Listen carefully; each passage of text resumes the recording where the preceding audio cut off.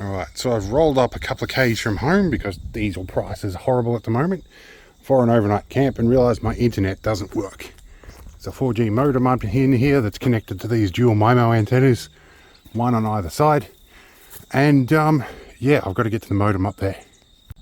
Alright, we're up on the roof box on the footstep up here, and this is our Netgear Nighthawk modem. In a previous project I made a holder here to keep the stupid little TS9 connectors attached. At some point we do need to shorten some coax. That little regulator down there is shot, so we're going to take 2 screws off, take the whole module out, and we're going to fix it on the ground. Hopefully we can do it with the right socket. Right, what size are we? I'm going to bet 8mm. No. Self-tapper out. And self-tapper should be out. Should come off the wall. Oh, we have to detach. Okay, we have it down. These are the TS9 adapters. These cost more than they really should have. There's adapters in there.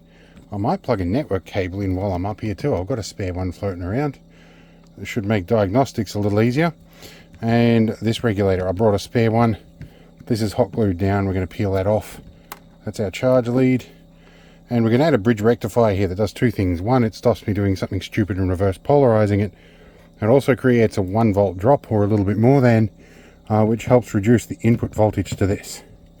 Okay, so we have a selection of parts. We have a spare regulator that I brought with me, wires, bridge rectifier, a robust one, and some extra terminals to go in.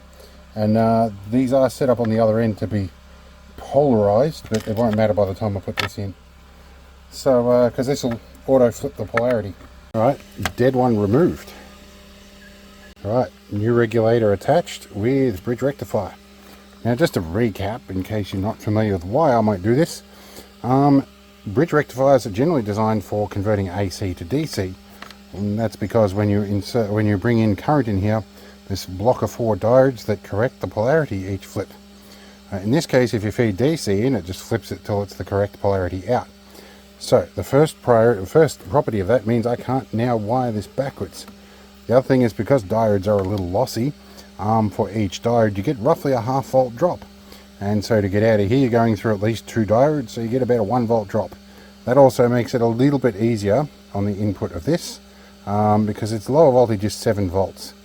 So if this is getting, say, 11 or 12, or 11 volts or 10.5 volts or something like that, this is working just that little bit less, saves it a bit of trouble. Now I might find a spare screw or something and maybe mount this down if I can. Otherwise we're just going to hot glue it and hope it doesn't fall off. Everything installed. We will put some insulation tape around on these, or some heat shrink on it later. I need this to work before the sun sets and I can't see up there. We'll find some insulation tape and some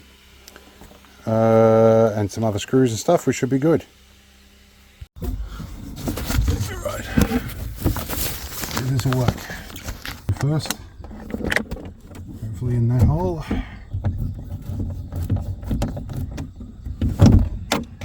Locate our bottom hole. Alright, sorry if it's blurry guys, can't help it, tight quarters. Now power in. Okay, this shouldn't matter really. These are going to end up reverse polarized because of the terminals. It's all good. Oh, we have life.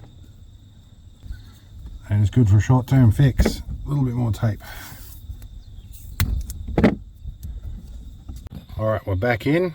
We've got internet and something's already connected. I think it's my air quality monitor and weather station inside. Antennas I've got to do a bit about, but this will do for a field fix. Sun is about to go down. I want to get drone up to get sunset shots. So, alright, let's get cracking. Alright, now we've got internet. I can safely have this close to home. So we're going to end this video with some sunset shots with a mini drone. Hope you enjoy. See you in the next one.